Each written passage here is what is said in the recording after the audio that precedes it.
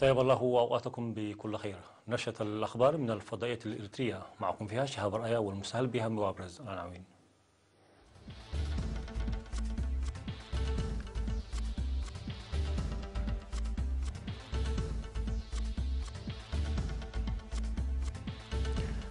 السفير سمر الرسوم يقدم أوراق اعتماده لرئيسة إثيوبيا. وزيرة العدل تعقد سمينارا في مصوى. إدارة إقليم جنوب البحر الأحمر تقيم أعمالها. طرد سفير الاتحاد الأوروبي من الكونغو الديمقراطية. الإمارات تعيد فتح سفارتها في سوريا. واجتماع تجاري مباشر بين بكين وواشنطن في يناير الماضي. مرحبا بكم. سلم سفير دولة إريتريا المعين لدى جمهورية أثيوبيا الديمقراطية الفيدرالية السيد سمر رؤسوم سلم أوراق اعتماده لرئيسة إثيوبيا سهلة ورق زودي في 27 من ديسمبر. ونقل السفير سمر رؤسوم في مراسم تسليم أوراق اعتماده بالقصر الرئاسي بأديس أبابا نقل تحية الرئيس إسياس أفورقي وأمنياته الطيبة للرئيسة سهلة ورق وحكومة وشعب أثيوبيا. وأوضح سفير سمر رؤسوم سعيه الدؤوب للحفاظ والدفع بالعلاقات الإريترية الأثيوبية المتسارعة في أجواء السلام المبشر والذي يحقق رغبات السلام والنماء للشعبين والحكومتين. وقدمت الرئيس سهلة ورق تحياتها القلبية للرئيس إسياس أفورقي مهنئة السفير سمر تعيينه لهذه المهمة التاريخية. وأشارت الرئيسة سهلة ورق زود إلى أن استلام أوراق اعتماد السفير سمر رؤسوم له مضمون استثنائي لكونه يأتي في الوقت الذي تتطور فيه علاقات السلام والصداقة بين البلدين بتسارع كبير أذهل العالم، معربة عن ثقتها في قيام السفير سمر رؤسوم بتمتين وتقوية هذه العلاقة. كما أكدت الرئيس سهلة ورق على استعدادها للمساهمة بقوة لإنجاح هذا الهدف الكبير، موضحة بأن إريتريا وإثيوبيا لديهما المسؤولية والقدرة للمساهمة لإحلال السلام والتعاون في منطقة الإيغاد والقارة الأفريقية، مما يتطلب تحقيق ذلك تقوية الجهد المشترك. يذكر أن إثيوبيا عينت السيد رضوان حسين سفيرا لها في إريتريا في 19 من يوليو الماضي بعد التوقيع إعلان السلام والصداقة بين إريتريا وإثيوبيا في 9 من يوليو، بينما أعلنت إريتريا في 20 من يوليو تعيين الوزير سمر رؤسوم سفيرا لها في إثيوبيا.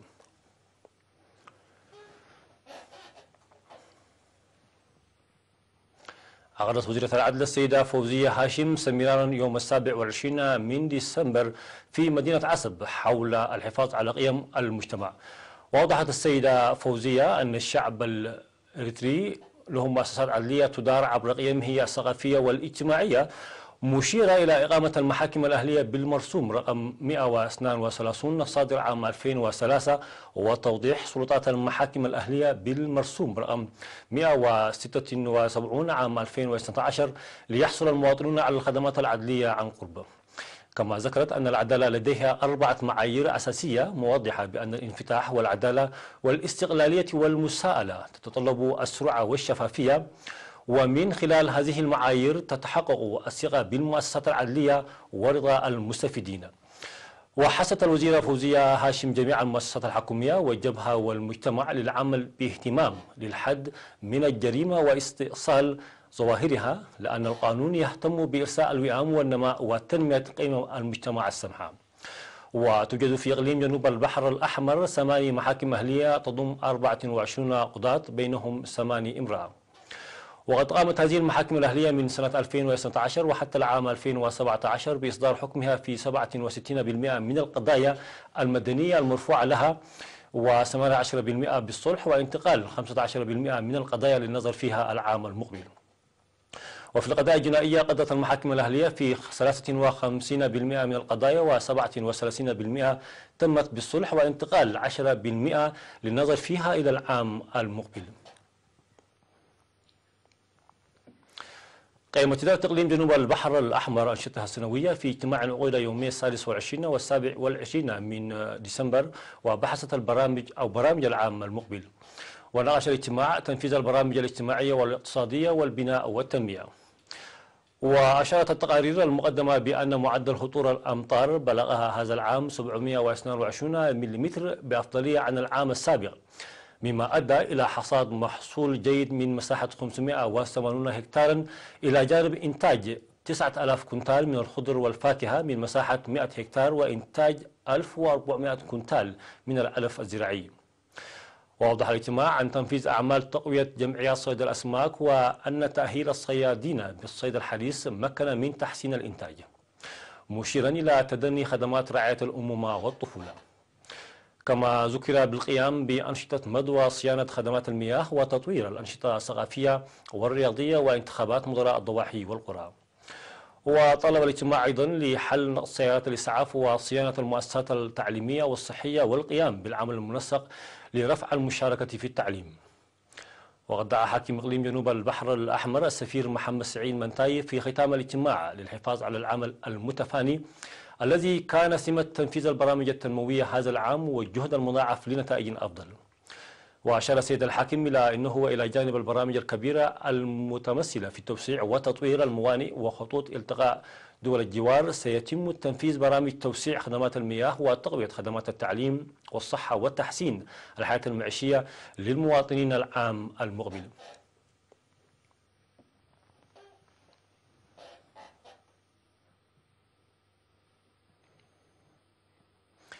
أشارت إدارة مديريتي تسني ودقم حارب بالمشاركة الشعبية الفاعلة لإنجاح برامج التنمية.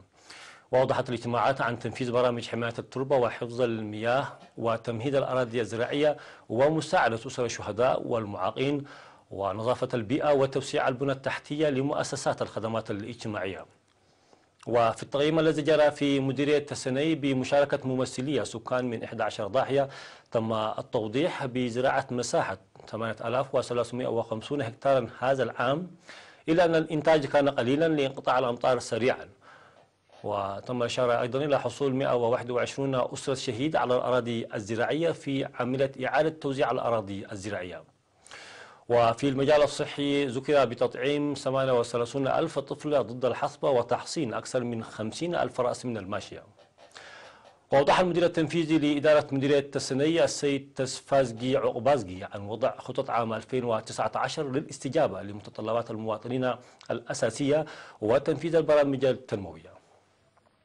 وعقد اجتماع مماثل في مدينة دقم حارة قدمت فيه تقارير حول خدمات المواصلات وحملة التطعيم ضد الحصبة والتحصيل الضريبي للأراضي والماشية وبرامج الرعاية الاجتماعية وانتخابات مدراء الضواحي ونفير طريق دقم حارة ترى أمني.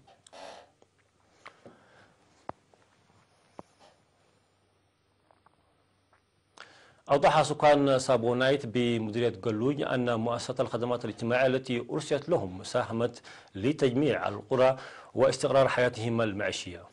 وذكر السكان عن حصولهم على خدمات مياه الشرب الصالحة والتعليم والصحة التي ساعدت لتسييرهم حياة مستقرة. وتوجد عيادة ومدرسة ابتدائية ومتوسطة وخدمات المياه في ضاحية سابونايت.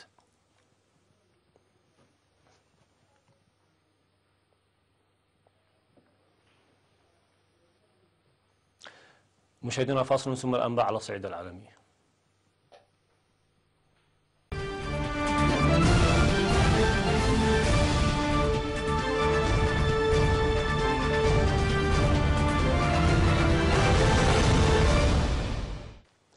مرحبا بكم من جديد. قالت جمهورية الكونغو الديمقراطية إنها ستطلب سفير الاتحاد الأوروبي ردا على تجديد تم في الآونة الأخيرة لعقوبات التكتل ضد مسؤولين في البلاد، بينهم مرشح أحد أحزاب الائتلاف الحاكم لمنصب الرئيس. وجاء القرار الذي أعلنته وزارة الخارجية عقب اجتماع مع السفراء الأجانب في كنشاسا بعد عامين من فرض العقوبات للمرة الأولى وقبل 3 أيام فقط من انتخابات طال انتظارها. وأطلقت قوات الأمن في شرق جمهورية الكونغو الديمقراطية النار والقنابل المسيلة للدموع لتفريغ متظاهرين أحرقوا إطارات وهاجموا مراكز لعلاج الإيبولا، وذلك احتجاجا على استبعادهم من التصويت في انتخابات الرئاسة. وأعلنت مفوضية الانتخابات إلغاء التصويت في بيني والمناطق المحيطة بها ومدينة بوتيمبو المجاورة بسبب تفشي مرض الإيبولا وأعمال عنف تقوم بها ميليشيات. كما ألغت مفوضية الانتخابات التصويت كذلك في مدينة يومبي في غرب البلاد بسبب أعمال عنف عرقية أسفرت عن مقتل 100 شخص على الأقل الأسبوع الماضي.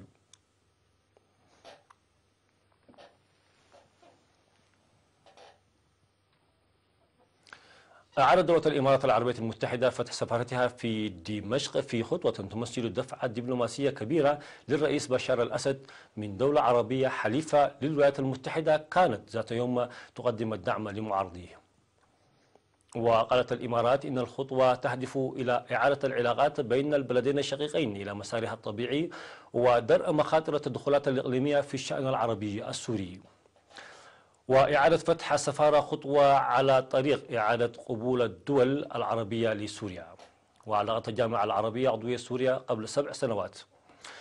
ونقلت قناة التلفزيون العربية عن المسؤول الإماراتي إن قرار عودة سوريا للجامعة العربية يحتاج توافقا عربيا. ودفع علم الإمارات على مبنى السفارة المغلقة منذ الأشهر الأولى من الصراع المستمر منذ نحو 8 سنوات في سوريا. وقالت وزارة الخارجية الإماراتية إن القائم بالأعمال باشر مهام عمله اعتبارا من يوم أمس الخميس.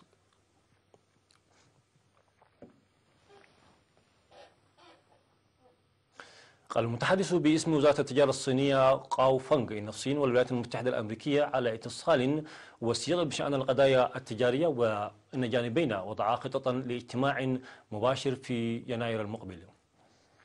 جاء هذا التصريح خلال مؤتمر صحفي للمتحدث باسم وزارة التجارة الصينية، وذلك تعليقا على تقارير إعلامية بأن فريقا تجاريا أمريكيا سيتوجه إلى بكين يوم 7 من يناير لإجراء محادثات تجارية مع الصين. وأضاف فانغ أن الجانبين يحتفظان باتصالات وثيقة عبر الهاتف أيضا دون إعطاء موعد محدد لاجتماع يناير المقبل. وبعد الاجتماع المقرر في يناير المقبل، أول مفاوضات مباشرة منذ لقاء الرئيس الصيني شي جي بينغ ونظيره الأمريكي دونالد ترامب في الأرجنتين على هامش قمة مجموعة العشرين.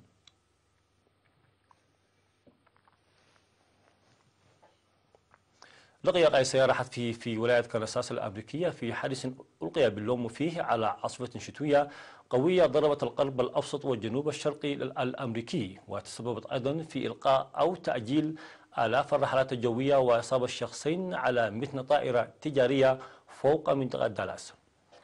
ولم تتوفر تفاصيل بشأن الحادث المميت في كنساس التي أعلن حاكمها حالة الطوارئ استعدادا للعاصفة. ومن المتوقع أن تؤدي العاصفة إلى تساقط ما يصل إلى 25 سنتيمترا من الثلوج على بعض الولايات وهطول أمطار غزيرة على ولايات أخرى. وقال موقع فلايت أويركوم إن العاصفة تسببت في إلقاء 865 رحلة وتأجيل 7000.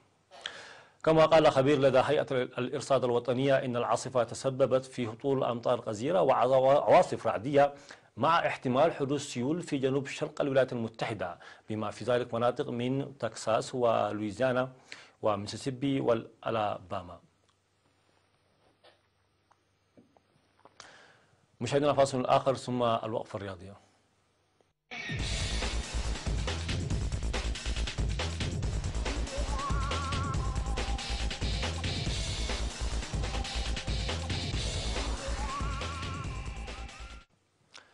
أعلنت رابطة الدوري الإيطالي لكرة القدم معاقبة نادي إنتر ميلان بإقامة مباراتين على أرضه دون جمهور، وعلى خلفية الهتافات العنصرية التي وجهها مشجعوه للسنغالي كاليدو كوليبالي لاعب نابولي، وذلك خلال مباراة الفريقين ضمن المرحلة 18 من الدوري. وفي المباراة التي فاز بها الإنتر على ملعبه 1-0 في الوقت القاتل، وجه المشجعون سلسلة هتافات عنصرية بحق كوليبالي وسط انتقادات من مدرب نابولي كارلو أنشيلوتي الذي أكد أن فريقه طلب مرارا وقف المباراة على خلفية تصرف الجمهور.